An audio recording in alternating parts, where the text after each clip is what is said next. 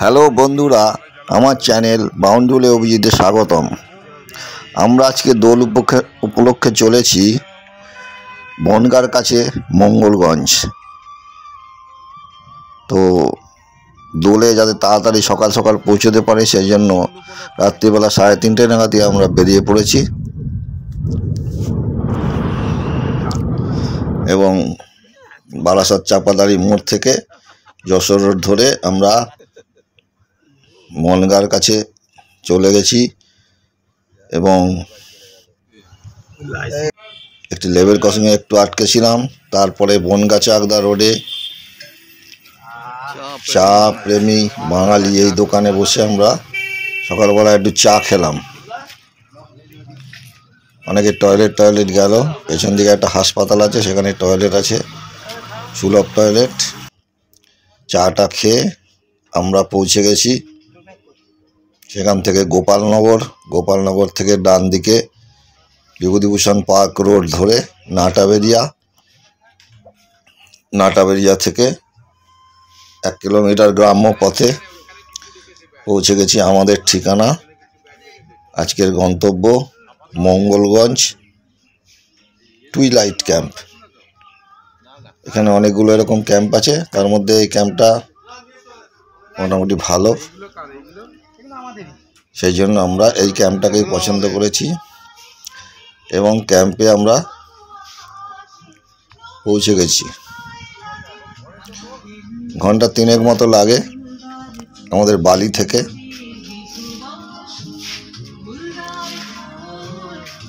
কিভাবে আসবেন এখানে লিখে দিয়েছি। এছাড়া বাসেও আসা যায়। বনগাঁ থেকে স্টেশন থেকে টোটো করে 96 নম্বর বাস স্ট্যান্ড, সেখান থেকে বনগাঁ দত্তফুলিয়া বাস ধরে নাটাবেরিয়ার মোড়, প্রায় 26 কিলোমিটার রাস্তা, 30 টাকা ভাড়া। এবং সেখান থেকে টোটো করে বা হাঁটা পথেও যেতে পারেন লজগুলোতে বা ক্যাম্পগুলোতে, কাছাকাছি সব 1 কিলোমিটারের মধ্যে। তবে পথ গ্রাম্য পথ।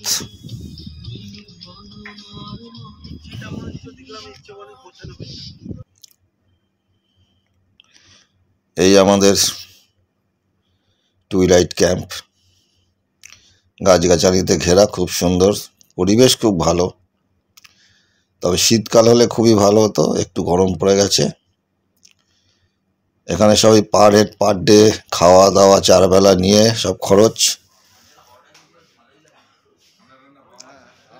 সকালবেলায় জল খাবার দেয়, দুপুরে লাঞ্চ, সন্ধেবেলায় স্ন্যাক্স, রাত্রে ডিনার, এই সব 4 বেলার খাওয়া নিয়ে এখানে বিভিন্ন রকমের রেট আছে। রেটগুলো দেখে নিয়েছেন আশা করি। ঘরগুলো দেখুন, এটা হলো বাথরুম, খারাপ না, ছোটোর মধ্যে কিন্তু খারাপ না, সমস্ত অ্যামিনিটি আছে গিজার ছাড়া। আর ঘর হচ্ছে, এই ঘরে বিছনা ঢালাও করা আছে, 6 জন করে ডরমিটরি টাইপের। আমরা দলে ছিলাম 14 জন। 2টো 6 রুম আমরা নিয়েছি আর একটা 2 রুম। এছাড়া আছে প্রচুর টেন্ট, সব টুইন শেয়ারিং হয়। টেন্টগুলো শীতকালে সবই ভালো, গরমকালে টেন্টের ভেতরে ছোট্ট পাখা ঢুকিয়ে দেয়, ছোট্ট পাখা চলে। জানি না যারা টেন্টে ছিল, অবশ্য এখনও বাইরে একটা রাত্রিবেলায় শিশির পড়ে, তো বাইরে মনে হয় না টেন্টে খুব একটা গরম লেগেছে বলে। অনেকেই স্বামী স্ত্রী বাচ্চা নিয়ে এসছে, টেন্টে থেকেছে এবং বেশ ভালো ভিড় ছিল, প্রত্যেক ফুল একদম ছিল। জল খাবার খেতে বসে গেছি। সমুদা চা করছিল, এবং দেখছি কি জল খাবার খেতে বসে গেছি। জল খাবারে পুরি, সবজি, চানার সবজি দিয়েছিল, মিষ্টি, আর ডিম সিদ্ধ দিতে চেয়েছিল। আমরা বলেছিলাম অমলেট দিতে হবে, সে অমলেট দিয়েছে। রান্না বান্না এদের খুবই সুন্দর, খুবই ভালো, টেস্টি। তারপরে হঠাৎ একদল নাম সংকীর্তন করতে করতে এলো। বাচ্চাগুলো এসে গাছের ফুল টুল ছিঁড়ে কিছুটা নিয়ে গেল। ভালোই লাগে বাচ্চাদের দেখতে। তারপরে আমাদের হোলি খেলা শুরু হলো।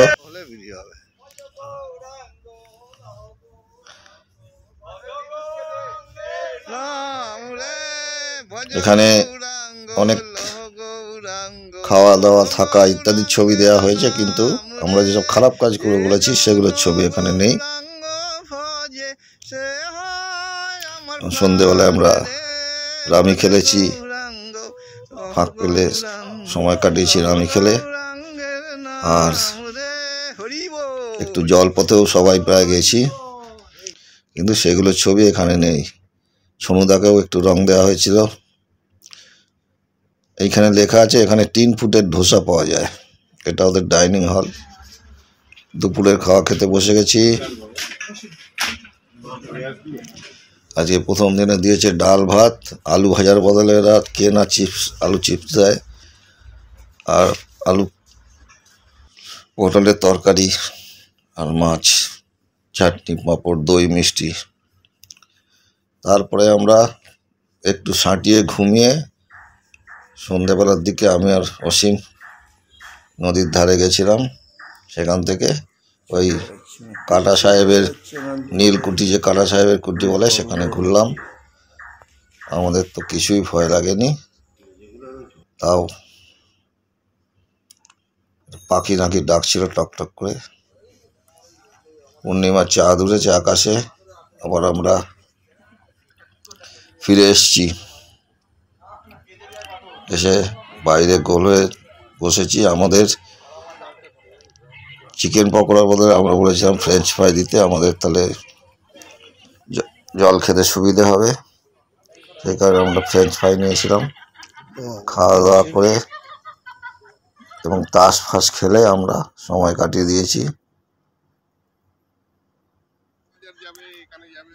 আরও অনেক বোর্ডার এখানে ছিল, অনেক লোক এসছে, পুরো ক্যাম্পটাই ভর্তি। এরকম ভর্তি ক্যাম্প দেখলে ভালোই লাগে। আমরা 12 জন ছেলে আর 2 জন মেয়ে, ছনুদার স্ত্রী, যিনি অসুস্থ একটু, তাই জন্য তার সঙ্গে তার আয়া আসে। তার একটা ঘরে, ডবল বেড ঘরে আছে। খাওয়া ভালো হয়েছে তো? রাত্রে খাওয়া দিয়েছিল ফ্রাইড রাইস, চিকেন। আমি খাইনি, আমি রুটি, আলু ভাজা আর চিকেন খেয়েছি। ওরা সব খাচ্ছে। তারপর খেয়ে দিয়ে সব শুয়ে পড়েছি। সানটাই ঘুম। পরদিন সকালবেলা উঠে পড়েছি। পটল ক্ষেত, তারপরে ধানের ক্ষেত, আবার পটল ক্ষেত, সুন্দর ভিউ, কলা গাছ। এই জায়গাটায় চাষটা উঠে গেছে।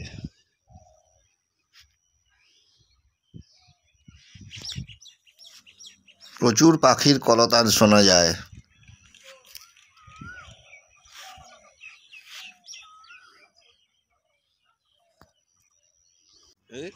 দ্বিতীয় দিনে আমরা ধোসা খাবো বলাতে জল খাবারে ধোসা দিয়েছিল। একটু নুন বেশি লাগছিল, কিন্তু খেতে খারাপ হয়নি, সবাই চেটে পুটেই খেয়েছি। ধোসার সাথে একটা রসগোল্লা দিয়েছিল, নারকেলের চাটনি, সম্বার সবই ছিল। খারাপ নয়, ভালোই বানায়। বৌদিকে তার আয়া শনি বাইরে বসিয়ে দিয়েছিল, ছনুদাও বসেছিল, আর মাঝখানে মাদুদা দাঁড়িয়েছিল। আমরা যাচ্ছি এখন গাড়ি করে বিভূতিভূষণের ভিটে দেখতে, এখানকার প্রথম সাইট সিন। আমাদের ক্যাম্প থেকে 17 কিলোমিটার দূরে। জায়গাটার নাম শ্রীপল্লী, ব্যারাকপুর। একদম আরণ্যক পরিবেশে, আরণ্যকের লেখকের বসত ভিটে। বাঙালির এক মহাপুণ্যের জায়গা, আমি তো তাই মনে করি। প্রত্যেক বাঙালির কাছে এ বাড়ি একটি পুণ্যের জায়গা। এ দর্শন করলে পুণ্য হবে, প্রচুর পুণ্য। যদিও দরজা বন্ধ, দেবু চলে গেছে যে দরজা খোলে তাকে ডাকতে।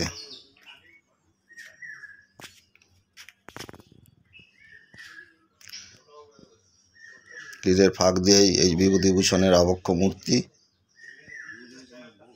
এখানে লেখা আছে যেতে একটি পবিত্র জায়গা, দেওয়াল পবিত্র, জায়গাটি পবিত্র। কিছু লিখে বা অন্য কোনোভাবে একে কলুষিত করবেন না।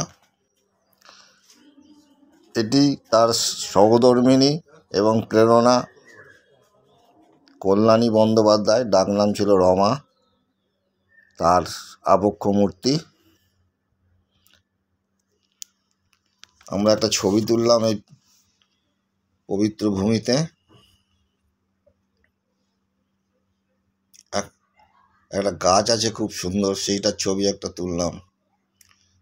এখনও সেই ভদ্রমহিলা যিনি খুলবেন তিনি এসে পৌঁছননি, এরপর উনি এলেন এবং খুলে দিলেন। ভেতরে আমরা যা যা আছে ভেতরে খুব অল্পই স্মৃতি এখানে রাখা আছে। কিছু বইপত্র আছে, কিছু ছবি আছে, খুব একটা বিশেষ কিছু নেই। এর থেকে ঘাটশিলার বাড়িতে অনেক কিছু আছে বেশি।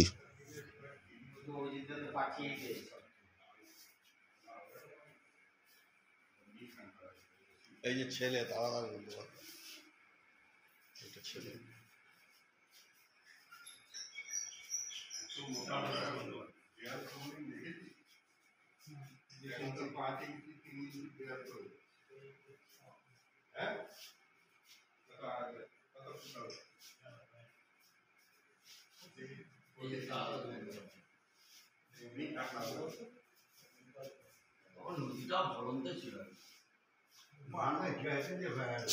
তার প্রিয় নদী ইছামতির ছবি, আর তার নিচে তার নানান রকম বর্ণনা লেখা আছে।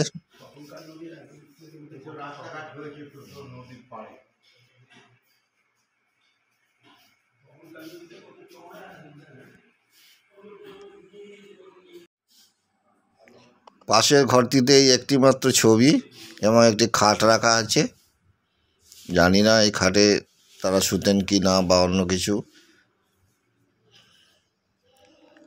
বাইরেটায় বারান্দায় খুব সুন্দরভাবে, এটা যদিও কোনো যত্ন নেওয়া হয়নি, তার জীবন কাহিনী, তার জীবন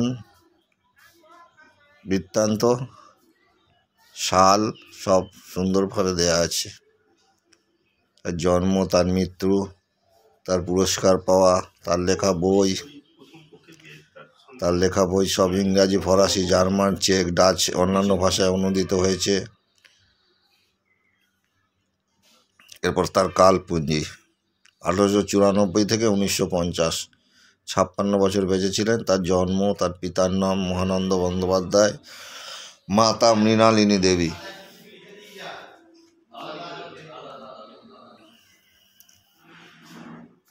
তার সহপাঠী ছিলেন প্রবোধচন্দ্র চট্টোপাধ্যায়, যিনি সীতারাম দাস ওঙ্কারনাথ হয়েছিলেন।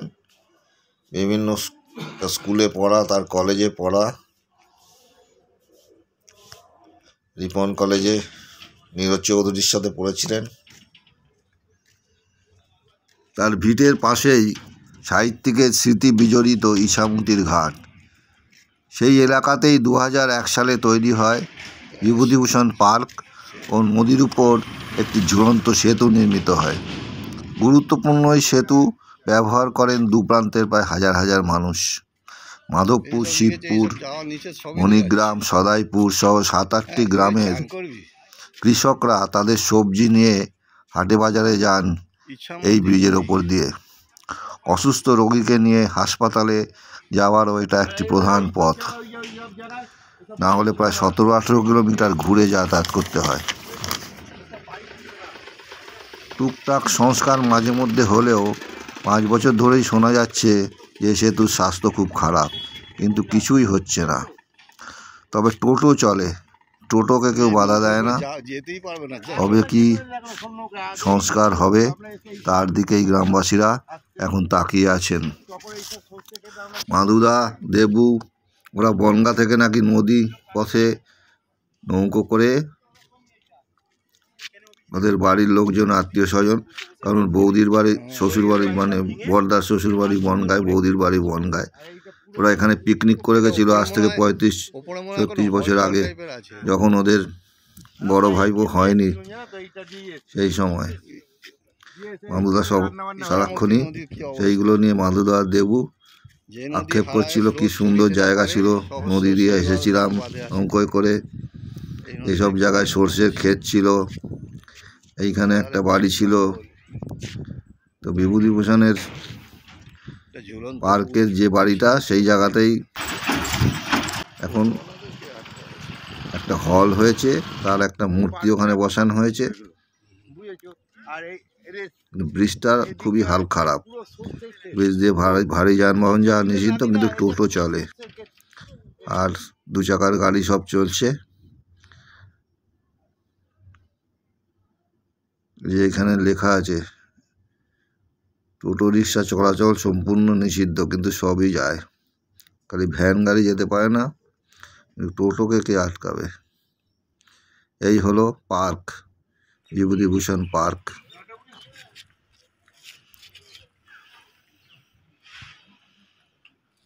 পার্কে তার একটা বসা অবস্থায় মূর্তি বসানো আছে। এইখানে বাঁদিকে লেখা আছে বিভূতিভূষণ ঘাট। এইসব দেখে রিসর্টে পৌঁছতেই দেখি নিলয় ঘোল নিয়ে হাজির। আমরা সব ঘোল খেলাম, খুব ভালো লাগলো। এরপরে আমরা দুপুরে খাওয়া খেতে বসে গেছি। আমরাই মোটামুটি সবার পরে খেতাম, সব বোর্ডারদের মধ্যে। আজকে দ্বিতীয় দিন আমাদের। আমার তালা উঠবে না, আমার এখানে গায়ে একটু হাওয়া লাগছে না, আমি জানি আমার তালা উঠবে না। আজকে কি খাওয়া দাওয়া দেখা যাক। আজকে ভাতের সাথে দিয়েছে চমৎকার শুক্তো, এত সুন্দর শুক্তো অনেকদিন খাইনি। শুক্তোর পর ডাল আর সেই আলু চিপস, তারপরে মাছের ঝোল, চাটনি, তারপরে পাঁপড় আর দই মিষ্টি। তো আমরা বললাম যে দইটা এখন দাও, মিষ্টিটা আমরা রাত্রিবেলা খাবো। আমরা দই খেয়েছি। এই যে মাছের পেটি চাইলাম, মাছের পেটি দিল। ডাল ভাত খাওয়া হয়ে গেছে, এবার মাছ দিয়ে খাবো। শুক্তো আমার খাওয়া হয়ে গেছে, সবার পাতে এখন মাছ পড়ছে। দুপুরে একটু রেস্ট নেই, আমরা 4:30 পৌনে 5টা নাগাদ গেলাম নদীর পাড়ে। নদী তো এখানে মানে নদীর কোনো স্রোত নেই, স্রোতহীন নদী। তো সেই নদীতে নৌকোয় করে ঘোড়ায়, এটা রিসর্টের থেকেই একটা স্লিপে লিখে দেয় 10 জন, তাহলে আপনি 15 মিনিট যাওয়া 15 মিনিট আসা, এই আধ ঘন্টা ফ্রিতে আপনি ঘুরতে পারবেন। এটা একটা রিসর্টের একটা সুবিধা আছে। এখন আমরা ফ্রি পথে যাচ্ছি।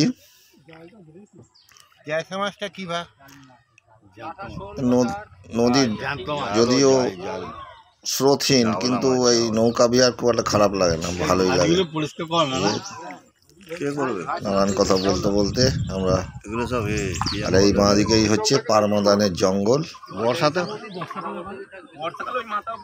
বর্ষাতে ডান দিকে সব গ্রাম, নীলকুঠি পার হয়ে এখানে একটা সেচের ব্যবস্থা আছে, পাইপ আছে, জল জন্য যায়। এই যে পানা এখানে আছে, এই পানা অবধি আসে 15 মিনিট, আবার নিয়ে চলে যায়। পানা সরানো হচ্ছে। তারপরে আমরা বললাম যে আমরা আরও যেতে চাই, বলে তাহলে পয়সা দিতে হবে, আরও 15 মিনিট নিয়ে যাও, মানে টোটাল যাওয়া আসা 1 ঘন্টা।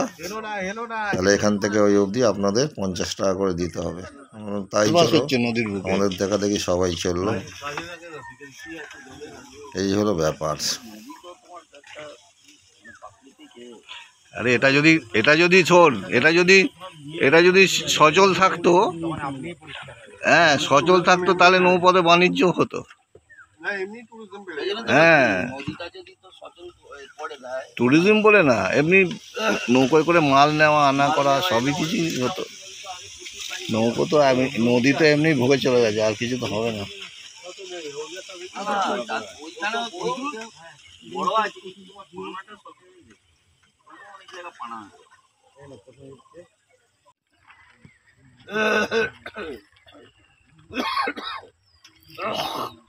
কি নাম এটা? ইছামতি।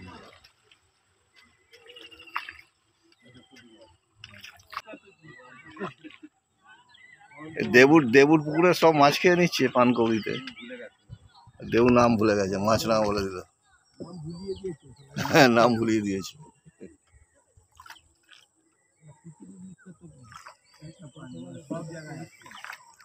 এদিকে জলটা দেখি একটু পরিষ্কার আসে না বলে নৌকা ফুকা আসে না বলে হ্যাঁ এই যে কাঁচের মতন তলা অবধি দেখা যাচ্ছে তার জন্য না আমরা যে অবধি এসেছিলাম হ্যাঁ ওখান থেকে ওই দিকের জলটা খারাপ আছে এমনিতে।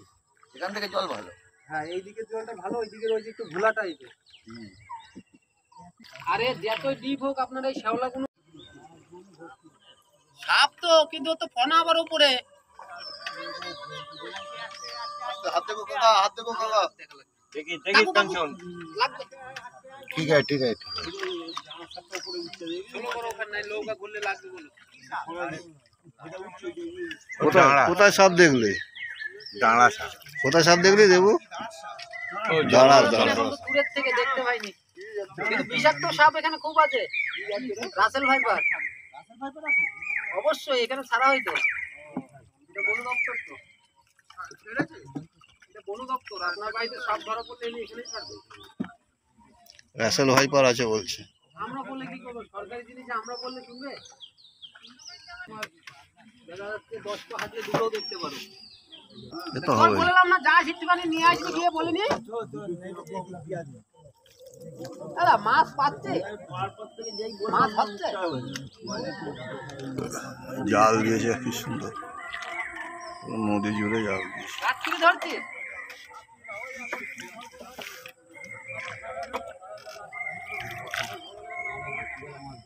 ভোরবেলা মাছ হচ্ছে।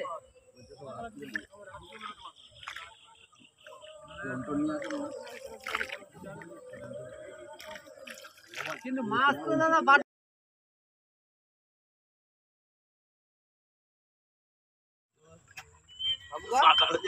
আমরা এই অব্দি না আসবি, তুমি আসবে ভয় লেগে যেত। ময়ূরের পেখমের মতো এই খিরিস গাছগুলোকে দেখতে লাগে। অসীম একটা কচুরিপানার ফুল ছিঁড়েছিল, সেটা উঁচু করে দেখাচ্ছে। এই রকম প্যাডেল বোটও চালানো যায় ওখানে। আমরা আস্তে আস্তে ফিরে আসছি নৌকো যাত্রা শেষ করে। ঘাট দেখা যাচ্ছে, পালে নৌকা চলে, পালে। এখনো বেশ কিছু মানুষ নৌকো করে আবার যাত্রা শুরু করছে।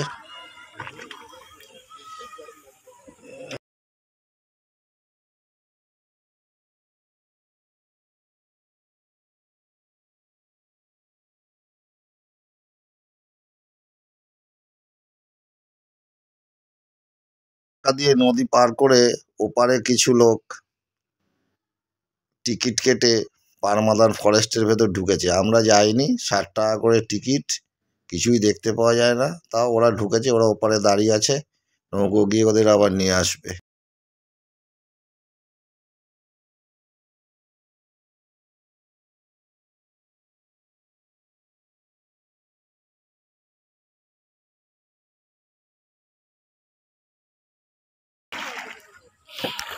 নদীর ঘাটের কাছে নৌকা বাঁধা আছে। আমরা এরপর এলাম নীলকুঠি দেখতে। এই নীলকুঠি ইছামতি নদীর একপাশে মালিপোতা গ্রাম পঞ্চায়েতের অন্তর্গত মঙ্গলগঞ্জে পরিত্যক্ত অভিশপ্ত অবস্থায় রয়েছে। গোবরডাঙ্গার জমিদার লক্ষণচন্দ্র আইচ ব্যবসা করার জন্য 1803 সালে কুঠিটা নির্মাণ করেছিলেন। পরবর্তীকালে নীলকর সাহেবরা এই কুঠির দখল নিয়েছিল। নীল চাষকে কেন্দ্র করে বহু অত্যাচারের সাক্ষী স্বরূপ আজও দাঁড়িয়ে আছে এই অভিশপ্ত নীলকুঠি। লোকমুখে নানা কাহিনী এই অঞ্চলে আজও ছড়িয়ে ছিটিয়ে রয়েছে। শোনা যায় এখানে নাকি অশরীরী আত্মারা আজও ঘুরে বেড়ায়, রয়েছে কাটা সাহেবের ভূত। সবই জনশ্রুতি বা লোকবিশ্বাস। সময়ের স্রোতে নীল চাষ বন্ধ হয়ে গেলেও তার সাক্ষী হিসেবে রয়েছে এই নীলকুঠি। তার শরীর আজ জীর্ণ, কোথাও ইটসুটকি ভেঙে পড়েছে, ছাদের কিছুটা অংশ ভেঙে বিপজ্জনক অবস্থায় রয়েছে। পাশে রয়েছে একটি পোস্ট অফিস, আর রয়েছে একটি প্রাইমারি স্কুল, যার জন্ম 1903 সালে।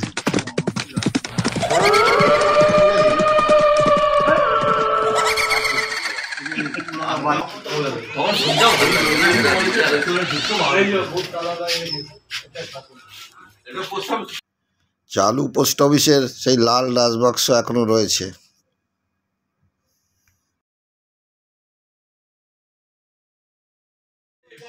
অদ্বৈ শেষ রজনী। কাল আমরা এখান থেকে চলে যাব ভোর ভোর। রাত্রিবেলায় কিঞ্চিত বেশি পান হয়ে গেছে সবার। খাওয়ার আগে সব ডাইনিং হলে নাচ হচ্ছে, প্রচুর নাচ। আবার রিসর্টের গল্প হলে সত্যি নায়ক রবি ঘোষের মতন একজন আছে সত্যজিৎ, ঠিক সময় ঠিক কাজটা করে। ও হঠাৎ করে আলো টালো নিভিয়ে দিয়ে ডিজের আলো জ্বালিয়ে দিয়ে পরিবেশটাকে আরো নাচের মতন করে তুললো। এবার লুঙ্গি ড্যান্স হলো।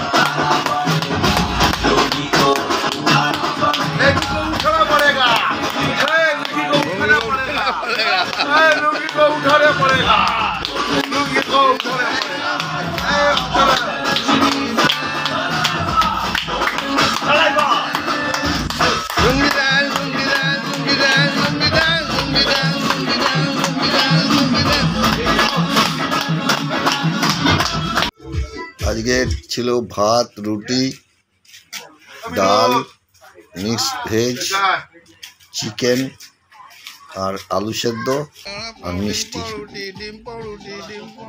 এরপর আমরা গোল হয়ে বসে সত্যজিতের বৈশিষ্ট্য হচ্ছে কাছে গল্প শুনছি। মঙ্গলগঞ্জ নীলকুঠি মানে কাটা সাহেবের কুঠি।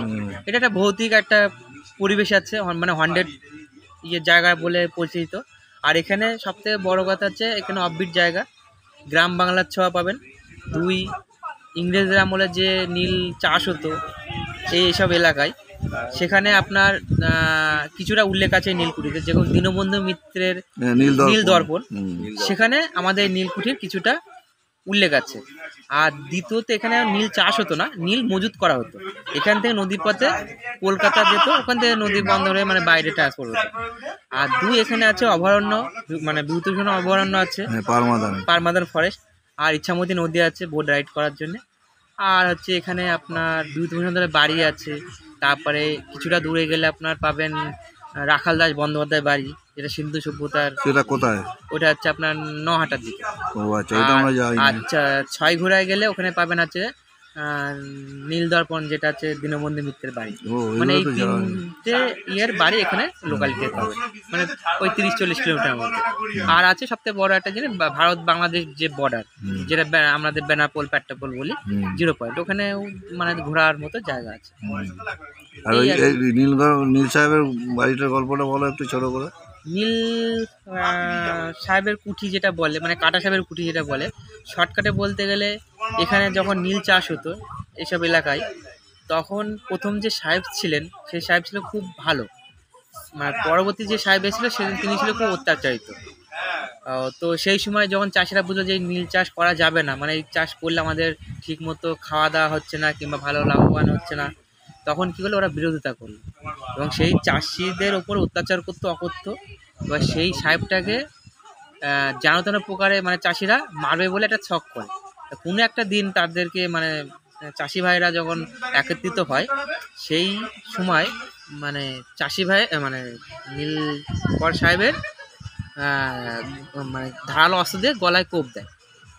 তা তা সে মারা যায়। এবার তারপরে যারা ওই নৌকাতে মানে মাছ ধরতো নদীতে, তারপরে সেখান থেকে রাত্রিবেলা যাতায়াত করতো, অনেকে নাকি ফিল করেছে যে ওই মুন্ডুহীন দেহ মানে ঘোড়াই করে মানে যেতে আসতে আওয়াজ পেয়েছে। তা সেই হিসেবে ওইটার নাম হচ্ছে কাটা সাহেবের কুঠি। এই হচ্ছে প্রধান বৈশিষ্ট্য। আর ওই কিছু ভৌতিক গল্প আছে, তো রাত্রিবেলা ওখানে গেলে ভালো লাগে পরিবেশটা, মানে অ্যাম্বিয়েন্সটা সেই জায়গায় সেরকমই ওই জায়গাটা। দিনের বেলা কিছুটা মনে হবে না, ওখানে এখন মানে লোকজন এখন পর্যটকরা আসছে, স্কুল রয়েছে, বাচ্চাদের আছে, পোস্ট অফিস আছে, রাত্রিটা পুরোটাই আছে উল্টো চিত্র হয়ে যায় ওখানে, শুনছেন মানে মানুষজনও থাকে না, ওই দোকানপাটগুলো বন্ধ হয়ে যায়, মানে সন্ধ্যার পর থেকে সব যে যার মতো চলে যায়। ওদিক দিয়ে আর কেউ যাতায়াত করে খুব কম, মানে গ্রামে যা থাকে উপাসে তারা যাবে না, 4 জন হচ্ছে একসাথে যায়, এখন একা একা খুব কম যাতায়াত করে।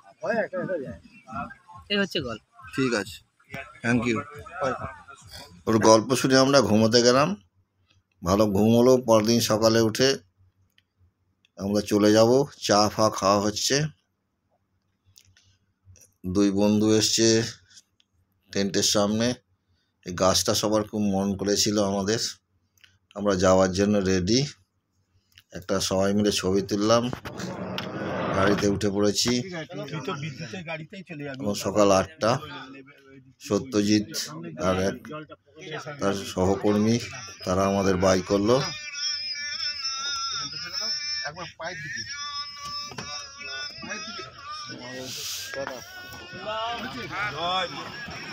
টুইলাইট ক্যাম্পকে বিদায় জানিয়ে আমরা আস্তে আস্তে বাড়ির দিকে রওনা দিয়েছি।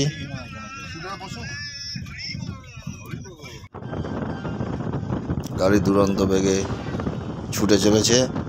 আমরা নাটাবেরিয়া থেকে আইসমালি চাকদা রোড ধরেছি, তারপর সেখান থেকে বিষ্ণুপুর মোড়ে এসে চাকদা রোডে উঠেছি এবং চাকদা থেকে NH 34 ধরে আমরা বারাসাত ডাকবাংলো মোড় পথে আমরা এক জায়গায় লুচি, তরকারি, ডিম সেদ্ধ, মিষ্টি এসব খেয়ে নিয়েছি। তারপরে যথারীতি আমরা বেলঘরিয়া এক্সপ্রেসওয়ে ধরে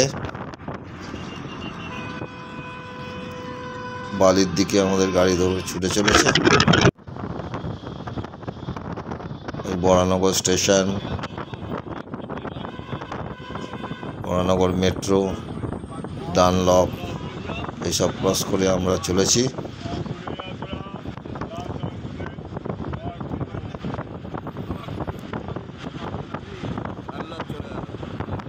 খুব তাড়াতাড়ি আমরা পৌঁছে যাচ্ছি। খাওয়া দাওয়া করা সত্ত্বেও 8টায় বেরিয়েছি, তো সেই তুলনায় দক্ষিণেশ্বর মায়ের মন্দির, বালি ব্রিজ ক্রস করে আমরা এগিয়ে যাচ্ছি। সমুদার বাড়ি থেকে স্কুটার নিয়ে বাড়ি চলে যাব। যদি ভিডিওটা ভালো লাগে লাইক, কমেন্ট, শেয়ার করে দেবেন আর আমার চ্যানেলটাকে সাবস্ক্রাইব করে দেবেন।